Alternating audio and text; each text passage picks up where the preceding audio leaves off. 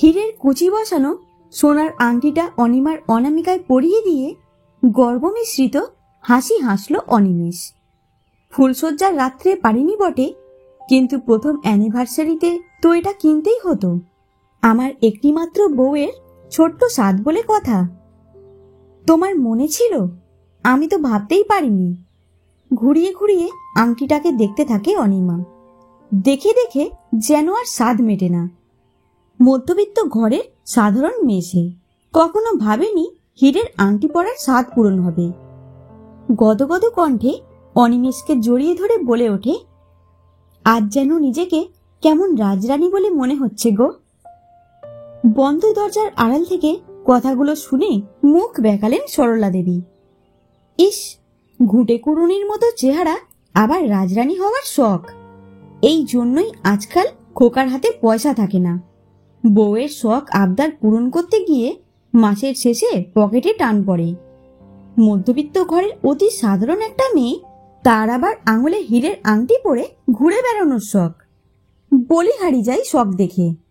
তা এত শখ যখন, নিজের বাবাকে গিয়ে কিনে দিতে বল না।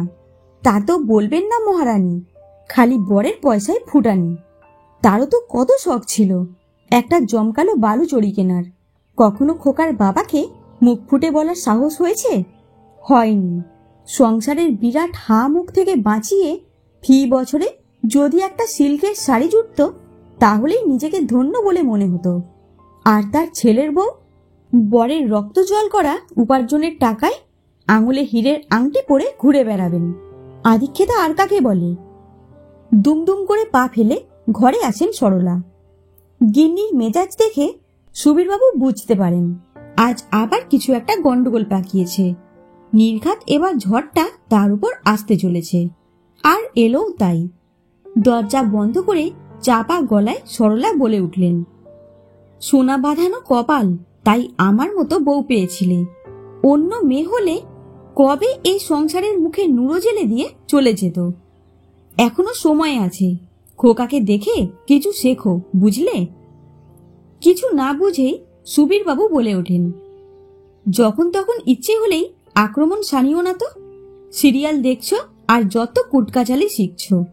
মানছি তুমি একসময় সংসারের জন্য অনেক স্যাক্রিফাইস করেছো, তা বলে সবসময় এভাবে খোঁটা দেবে? আর এই বয়সে পৌঁছে আবার খোকাকে দেখে শেখার কি আছে? ছেলে বউ মিলেমিশে রয়েছে, সুন্দর করে সংসার করছে, সাজাচ্ছে গোছাচ্ছে। আমাদের বুড়ো বুড়ির জন্য এই যথেষ্ট। আজকাল চারপাশে যা দেখি শুনি। মিলেমিশে থাকবে না কেন? বউকে যত্ন আত্তি করতে জানতে হয়। আর যাই হোক না কেন, খোকা তো তোমার মতো হৃদয়হীন হয়নি। আমি হৃদয়হীন বলতে মুখে বাঁধল না কেন? কি এমন করেছে তোমার খোকা যে তুমি রাত্রিবেলা দরজা বন্ধ করতে না করতেই আমার উপর দাঁত নখ বের করে ঝাঁপিয়ে পড়লে? যত সব বিরক্তির এক শেষ। অনেক রাত হয়েছে, নিজে ঘুমাও, আমাকেও শান্তিতে ঘুমাতে দাও। বেফালতু অভিযোগের ঝাঁপি খুলে বসো না, ভাল লাগে না। আজ ওদের প্রথম অ্যানিভার্সারি উপলক্ষে খোকা বৌমাকে উপহার হিসেবে হীরের আংটি দিয়েছে। বৌমার নাকি অনেক দিনের শখ আঙুলে হিরে পরে ঘুরবে। সুবীরের মাথা ঘুরে ওঠে, চোখ থেকে হারিয়ে যায় ঘুম। কি দিয়েছে খোকা? হীরের আংটি? সে তো অনেক দাম। এত টাকা খোকা পেল কোত্থেকে?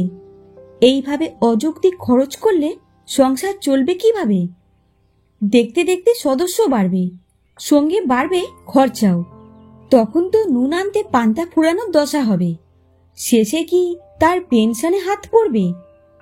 উঠে বসে জিজ্ঞেস করেন, তুমি কি করে জানলে সরলা? বৌমা বুঝি তোমায় দেখালো? তোমার বৌমা আমায় দেখাবে? তাহলেই হয়েছে। অমন সরল মেয়ে পেয়েছ বুঝি? আজকালকার মেয়ে সব ঘোরেলের একখানি।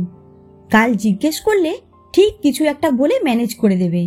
আমি তো জানি বাবু ফিরে এসেই দরজা দিয়েছে মানে ঠিক কিছু একটা ব্যাপার আছে। আমিও তককে তককে ছিলুম, কান পেতে শুনে নিয়েছি। কাল খোকাকে বলতে হবে এভাবে যেন শখের পিছনে যথেচ্ছ পয়সা না ওড়ায়। টাকা ধরে রাখতে জানতে হয়। সময় পাল্টাচ্ছে, এরপর সংসার বাড়বে, তখন চালাবে কি করে? শখ শৌখিনতার পিছনে এভাবে খরচ করলে সব পয়সা দুদিনেই শেষ হয়ে যাবে। কামালেই বুঝি নষ্ট করতে হবে? শোনো, তুমিও বৌমাকে ব্যাপারটা ভালো করে বুঝিয়ে দিও, যেন বেশি বাড়াবাড়ি না করে। নিজে তো আর চাকরি করে না, বুঝবে কি কত ধানে কত চাল। আর যেন নিজের শখ মেটানোর জন্য খোকার উপর চাপ না দেয়। সে নিয়ে তুমি একদম চিন্তা করো না। উত্তেজনায় খাটের উপর উঠে বসেন সরলা দেবী। কালই আমি ভালো করে বুঝিয়ে দেব কত ধানে কত চাল। 1 বছর সংসার করতে না করতেই নিজেকে মহারানী ভাবতে আরম্ভ করেছেন আর কি। পরের দিন সকালে রান্নাঘরে ঢুকে আলগা চালে বৌমার দিকে প্রশ্ন ছুড়ে দিলেন সরলা। আংটিটা নতুন বলে মনে হচ্ছে, কিনলে বুঝি? কবে কিনলে? মন বুঝতে অক্ষম অনিমা হাসি মুখে জবাব দেয়, না মা, আপনার ছেলে দিয়েছে। কাল আমাদের বিবাহবার্ষিকী ছিল তো, সেই উপলক্ষে। কি সুন্দর না? ঘুরিয়ে ফিরিয়ে আংটিটা দেখতে থাকে অনিমা। কিছু মনে করো না বৌমা, নিজের হীরের আংটি পরার শখটা না হয় খোকার উপর নাই চাপালে। মুখটা বেজার করে সরলা দেবী বলে ওঠেন, এমনিতেই তো অনুষ্ঠান করে সারা জীবনের জন্য তোমার ভাত কাপড়ের দায়িত্ব নিতে হয়েছে খোকাকে। তার উপর যদি নিজের শখ শৌখিনতার দায়িত্ব বেচারা ছেলেটার ঘাড়ে চাপিয়ে দাও, তবে ছেলেটা দাঁড়ায় কোথায়? তার চেয়ে বরং নিজের শখে খানিক লাগাম দিতে শেখো। জানো তো সংসার সুখের হয় রমণীর গুণে। চোখ ভরা জল সামলে কোনো মতে ঘাড় নাড়ে অনিমা। সিঙ্কের জলে বাসন ধুতে ধুতে মনে পড়ে যায় বিয়ের দিন সকালে 5 বছরের বড় বিবাহিত দিদির বলা আপ্ত বাক্যটি। মানিয়ে নেওয়ার হাজার চেষ্টা করলেও শ্বশুর বাড়ি কখনোই নিজের বাড়ি হয় না।